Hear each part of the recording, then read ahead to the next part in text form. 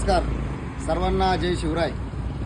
चालू असलेली ही जिल्हा परिषद आणि पंचायत समितीची निवडणूक अतिशय चांगल्या वातावरणामध्ये या ठिकाणी चालू आहे.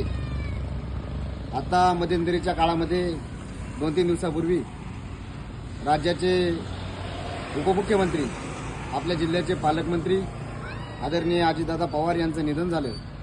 प्रथमतः सर्व शिवसैनिकांच्या वतीने त्यांना मी या ठिकाणी आदरांजली व्यक्त करतो. निवडणुका येत असतात, निवडणुका जात असतात. ही स्थानिक स्वराज्य संस्थेची निवडणूक आहे. आपल्याला कुठल्या मोठ्या नेत्यावरती टीका टिप्पणी करण्याचा या ठिकाणी अधिकार नाही आणि आपण तितकं मोठं पण नाही.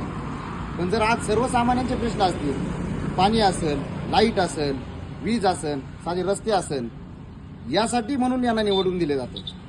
परंतु आज दुर्लक्ष करण्याचं काम जे चाललेलं आहे, ठराविक मलिदा गँगने स्वतःची मालमत्ता समजून ग्रामपंचायतवरती किंवा स्थानिक स्वराज्य संस्थेवरती वर्चस्व दाखवण्याचं काम केलं. फक्त स्वतःचं किस्सा भरण्याचं काम केलं. तर मला या ठिकाणी एकच साधा प्रश्न सांगायचा. गेले 2 वर्षापासून हॅलोजन दाखवा. हा 2 वर्षांपासून इकडे वायर दाखवा त्यांची.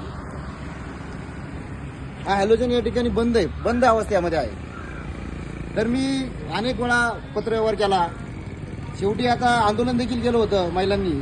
त्याच्यानंतर 4/11/2025 रोजी लेखी तक्रार या ठिकाणी दिलेली आहे. त्याच्यानंतर पुन्हा एकदा तक्रार दिली 1 जानेवारी 2026. म्हणजे नवीन वर्ष आमचं कशात चालू झाले, तक्रार देण्यामध्ये चालू झाले. परंतु 2 महिने झाले. 2 महिन्यामध्ये याच्यावरती कुठली उपाययोजना करण्यात आलेली नाही. आणि तुम्ही लोकांना खोटे आश्वासनं देताय. विरोधक या ठिकाणी लोकांना खोटी आश्वासनं देताय की आम्ही तुम्हाला लाईट देऊ, आम्ही तुम्हाला वीज देऊ. मग 5 वर्ष तुम्ही का नाही दिलं? 2 वर्षापासून तुम्हाला हॅलोजन, तुम्ही हा रस्ता दाखवा. हा नगर कल्याण हायवे, टिकेकरवाडी, जाकमाता, कोळमाळा, वाकमाळा, तांबीमाळा, गावाचा मधला रस्ता, या ठिकाणी हॅलोजन महत्वाचं आहे. या ठिकाणी उसाच्या गाड्या लागल्या जातात. मी पाहत अशा रस्त्याच्या कडेला या गाड्या लागल्या. या अपघाताचं कारण या ठिकाणी ठरतंय. तर मला एक सांगायचं की या जे आता विरोधक या ठिकाणी उभे, सरपंच आणि उपसरपंच उभे आहेत, 5 वर्ष विकास केला नाही. 5 वर्ष जनतेचा पैसा कुठे गेला काही कळालं नाही. ग्रामपंचायतमध्ये खळबळाट निर्माण झाला. ग्रामपंचायतचे पैसे कुठे गेले कोणाला काही तपास नाही. सगळं रस्ते तसे, लाईट तशात, गटरी तशात, सगळं तसंच. फक्त कागदावरती कामं, प्रत्यक्षात मात्र यांनी काहीच केलं नाही. मला या ठिकाणी सांगायचं, तुम्ही दाखवा. आता एक पिढी सुद्धा अजून कशी. वायरमॅनला फोन केला, वायरमॅन म्हणतो ग्रामपंचायतकडे पैसेच नाही. ग्रामपंचायतकडे पैशाचा खळखळाट आहे.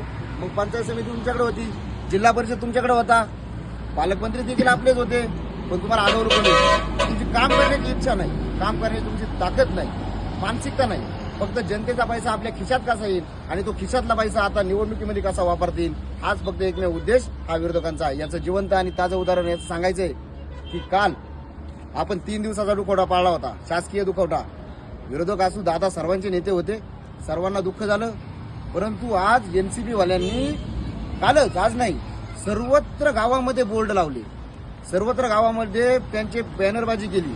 बॅनरबाजी करत असताना ज्या ठिकाणी अजितदादांचे भावपूर्ण श्रद्धांजलीचे बोर्ड लागलेत, त्याच्यावरती देखील यांनी हसऱ्या फोटोचे बोर्ड लावलेत. अहो, किती खालच्या पातळीला असेल. आणि पुन्हा लोकांना काय सांगायचं की घड्याळाला मत म्हणजे राष्ट्रवादी काँग्रेस पक्षाला मत म्हणजे ही खरी अजितदादांना श्रद्धांजली.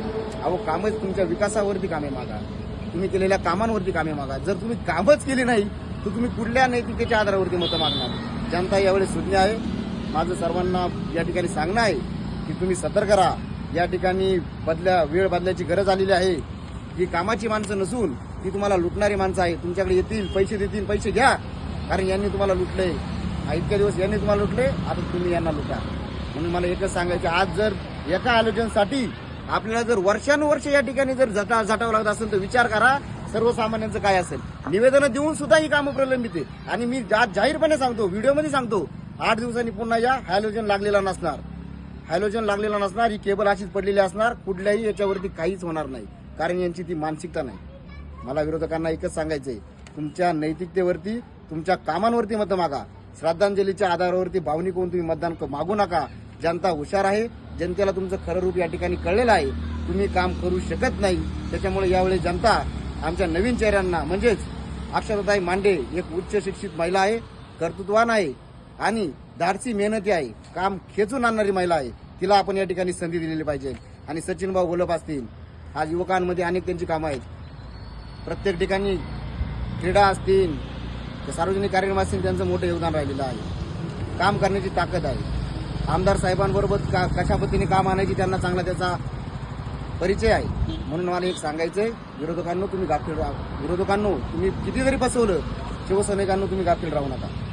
या ठिकाणी जनतेचा विजय होणार आहे आणि प्रचंड बहुमताने आपले दोन्ही उमेदवार या ठिकाणी निवडून येतील अशी मी या ठिकाणी आशा बाळगतो. आणि पुन्हा एकदा या ठिकाणी धनुष्यबाण या चिन्हावरती बटन दाबून प्रचंड बहुमतांनी आपण शरददादांच्या शिलेदारांना निवडून द्यावं अशी एक आशा व्यक्त करतो. धन्यवाद. जय हिंद, जय महाराष्ट्र.